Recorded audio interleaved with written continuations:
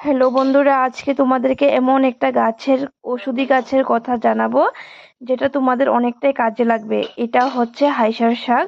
তোমরা কে কি নামে জানো সেটা আমি কিন্তু জানি না, কিন্তু আমরা জানি হাইসার শাক বলি আমরা এটাকে।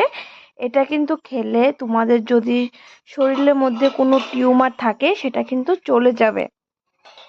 ছোট বড় টিউমার থাকলে কিন্তু সময় লাগবে, খেলে আজকে ভালো হয়ে যাবে এরকমটা না, কমসে কম 6 মাস বা 1 বছর তো খেতেই লাগবে এই গাছটা।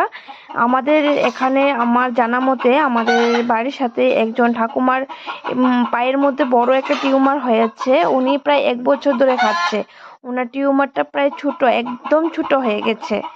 তো এটার জন্য তোমাদেরকে আমি রিকোয়েস্ট করছি, এই গাছটা যদি তোমরা চিনে থাকো। আমি তো গাছটা ভালোভাবে দেখিয়ে দিলাম, এটা যে কোনো জঙ্গলের মধ্যে বেশিরভাগ পাওয়া যায়, এখন তো বৃষ্টির দিন।